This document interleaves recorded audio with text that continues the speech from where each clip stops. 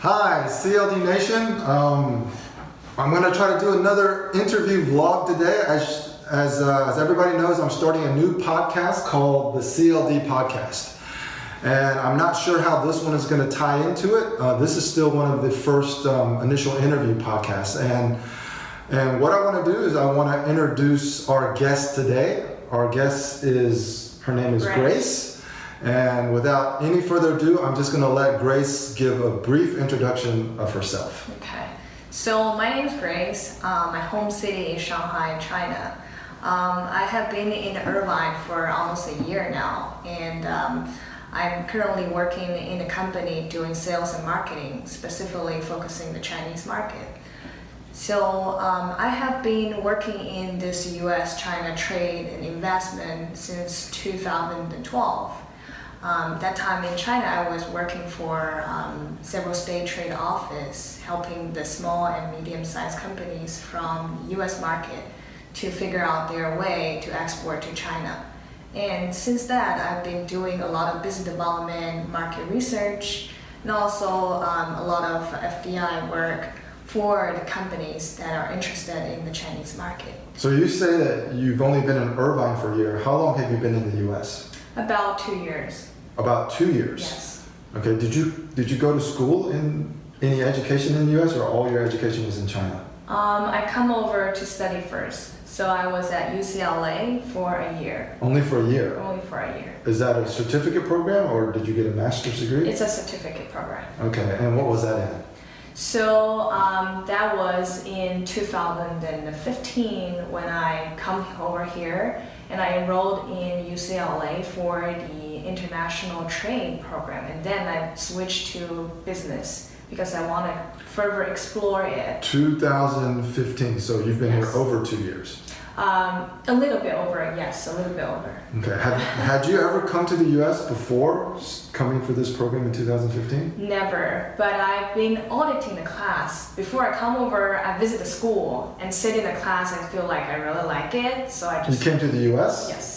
Okay, and what year was that? The first time to the US? The first time I hear, well, it was 2010. I was an intern in Florida. Intern in Florida? Yes. Okay, so you've been to the US several times before you started, before exactly. You came to Southern California. Exactly. Okay, and you graduated from university in China? Yes, exactly. Okay. Would you say that you are a traditional Shanghainese girl, or? Yes, I am. Very traditional? Yes. Okay. Yes, I am. So one of the things that we always want to talk about in this show is, of course, since you're from China, our previous guests were from other countries, but since you're from China, it relates directly to kind of the themes that we want to talk about in this show. So I want to understand from your point of view, when you came to the US, what was the biggest kind of cultural shock for you? Oh yeah, that's a good question. So I would say one of the big cultural shock is here in the US, there is not a very specific kind of like age differences, like people in different ages, they tend to behave in the same way towards us, towards like me, especially when I work. For example, my coworkers or my supervisors, they're like maybe 10, 20, 30 years older than me. But when they talk to me or when we work together, everyone was like the same level. Everybody's treated like an equal. Exactly. Okay, exactly. And how's that different than in China? Well, you have to respect the people who are older than you, right? In China, because we tend to respect in proper manner when we talk to our bosses, when we talk to our teachers, or when we talk to professors in college who are senior than us. So do you ever feel that you don't get enough respect? Or do you feel that the people that you're communicating with, they don't need your respect? Well, I think in China they need my respect. But in the US, they don't really need my respect, but they really want to hear more about my true thinking, or to hear more about like down-to-earth working stuff. How I'm gonna work, what's my thought, what is the things that I care about, how to do things better.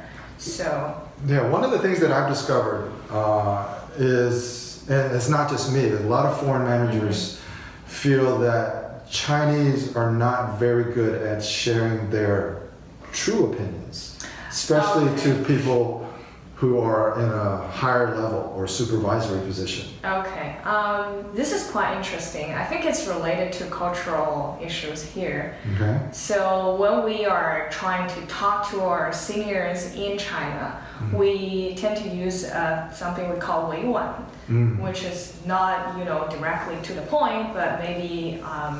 Americans hate that. We just want to know the answer. We don't want you to 委婉, means to kind of indirectly get to the point, and culturally it means that you're doing this to help save face, 给面子. Exactly. Right. Exactly. But that's what we do. We are used to it. You're used to it. Okay, but your current boss, if he's not Chinese, then he may not understand what you're saying. Yeah, I think so. They want us to Just tell them the answer. Exactly. Exactly. Yeah.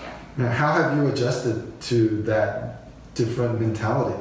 Well, so I think it's not really hard for me. I don't know for others, but I'm always been a true and honest person. I have always been a direct person since I was little. So I don't like to be very 委婉, and I think being 委婉 in US will make things even harder. So just like when you reply emails or when you are texting to your colleagues in the US, always tell them things in short, clear message. That would be better. And if you don't really like somebody, just tell them. I think that's something I learned from my bosses here. If I don't like for example, the coworkers, not the coworkers, or the partners that we're working with, just tell them, because they don't feel bothered about it.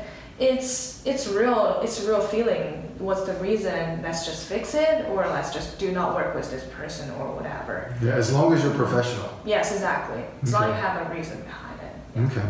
All right. Well, so tell me about since you've been here and you've gone to school here and you're working here now. Obviously, you've adapted to the culture. You speak English very well for only having been here 2 years. Thank you. One of the things that we're always curious about is have you ever, can you recall a time where you experienced what we call an unexpected disappointment? Which means that you thought that you said the right things and you thought you did well, but then people didn't behave or react the way you expected them to.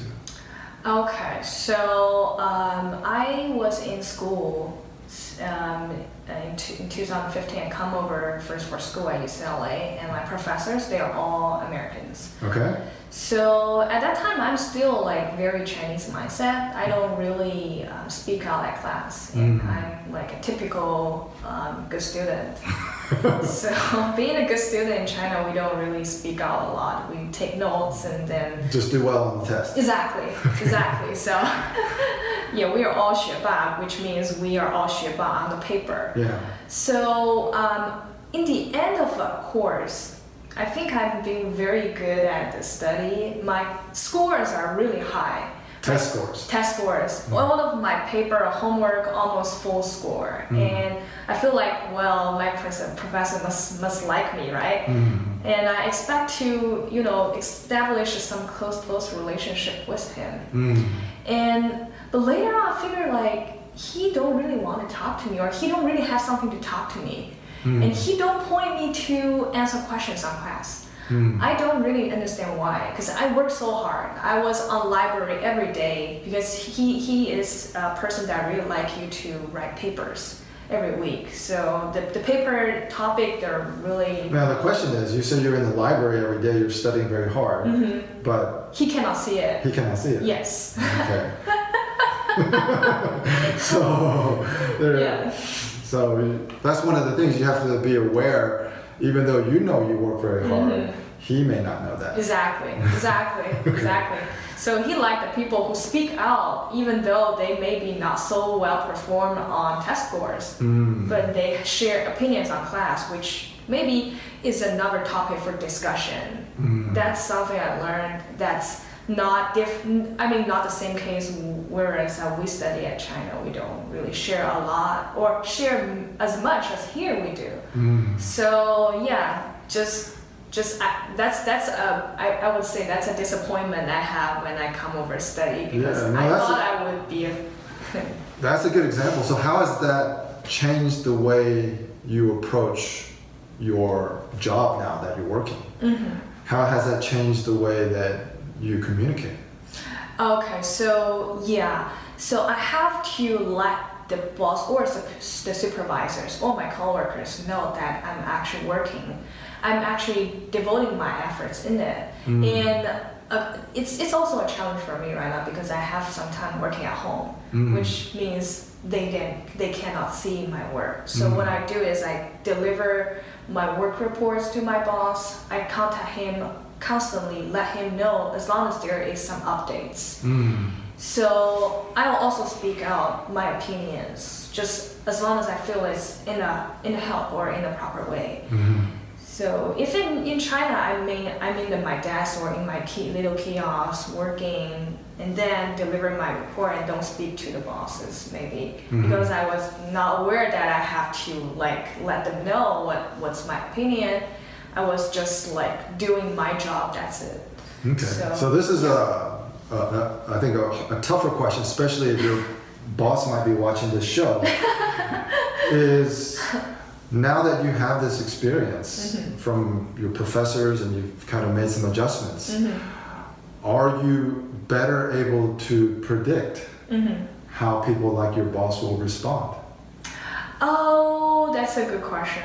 I think, one more time, the question one more time, sorry. It's just like, so you were kind of unexpectedly disappointed when your professor didn't give you as much attention, or he didn't call you in class. Yeah. So maybe you learned from that. How about when you're working with your boss and colleagues? Are they now, can you anticipate how they will respond and how they will react? Okay, so I would say if I am more actively responding them, or I'm responding them in more direct way, especially focusing on the results, because we all need results in the end. That means not cutting ways or big way one. Then they will be responding me honestly, quickly as well. And I would say it's the same way as you work with someone else. So when I maybe work with my coworkers, or I have to talk to them, be as honest, be as true, as quick in delivering the message is the best way when you want to get the results quickly. Yeah, but that's your approach, which I think is good. The question is, are they responding the way that you expect? I think so. I think they are. Yeah. Well, I'm lucky to work in an environment that everyone is honest and quick and support each other so quickly. So yeah, I haven't experienced a lot of difficulty so far in terms of getting their response. So, which means I think I'm good at. I think I can predict it now that they. So you're not experiencing as many CLDs as before?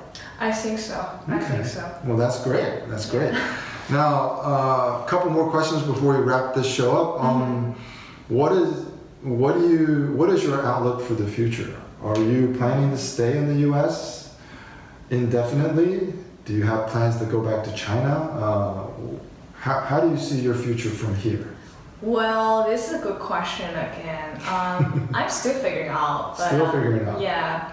But right now I feel like I'm happy to stay here working because I enjoy the working environment here, and for the opportunity here, I look at it as a better stage for me, and also I can see more opportunities that are coming for people like me. Who has background both in China and the U.S. and has the experience and resource that's a value that I can provide. And yeah, why not? Why not? And maybe I can stay for a few years still. So this is obviously not a job interview, so I'm not going to ask you where you see yourself in 5 years. But I'm going to ask you a little bit, even a more difficult question than that. Is, we talk about stories and journeys here at the CLD podcast. So your story is basically what brought you to this point in time, but that's only half the story. The other half of the story is where you go from here. Okay. And so what I always am curious about is the things that you are doing today and the things that you did before, are they aligned with kind of the direction that you want to develop your career or your life? Well, yeah, this is an excellent question. I think I'm on that track. That's good. A lot of people, by the way, who aren't on that track will suddenly say, I think I need to go back and apply for another master's degree. Oh. That just means that they're still searching for where they're going, and therefore they're not aligning their current day-to-day activities with some point in the future, which is where they aspire to go. Well, I partially agree, partially disagree, because I think as long as you have more knowledge that can apply to work, I think it's a good thing. It's a good thing. Of course. So yeah, I don't reject the idea to go to study as on the way to find your goals, because it's also a valid thing. Yeah, of course. Yeah. As long as there's continuity. Like if you're doing marketing and sales and suddenly you go back for a computer science degree, that means you're changing careers completely. Well, but they get higher pays, right? So why not? Maybe they're right. Maybe. So it all depends on it depends on what everybody has different values. Exactly. Right. So if the goal is to make more money now, then maybe you retire early. Yeah. It all depends on that. So anyway, this is we're gonna wrap this show up. Is there anything you think about that you can adjust as far as your what we call it AMA values, attitude, mindset, and approach? So you can just pick one. Is there one that you think you might want to adjust in order to make you more successful on this path that you're on? Exactly, yeah. So if I can adjust something, I think the first thing I want to adjust is the attitude. Okay. The attitude, just like we talk about the attitude to a different culture, to a different mindset. And also I think specifically, I think I wish I have adjusted my attitude to embrace more criticism and more different ideas, and more ideas especially on how to add value to myself. So a lot of people are saying that, okay, Grace, you are awesome, you are good, you have come so far, you are perfect. But actually it's not a good thing, I think.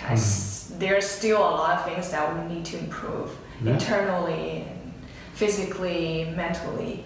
So no matter it's a hard skill or a soft skill, I think that's the one thing that I should adjust, that we need to stay in hunger. Yeah. So yeah, well, thank you for being so honest. Where Grace comes from in China, people care a lot about face. So sometimes constructive criticism is interpreted as not giving face. So culturally, it's not always easy for Chinese people to accept any type of suggestions or criticism.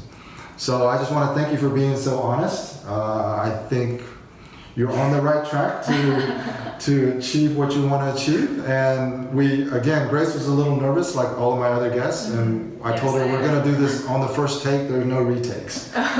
So I think you did wonderful. Thank you. So just say goodbye to our audience. Bye. And thank you all. Thank you, everybody else. Thank you. Yep.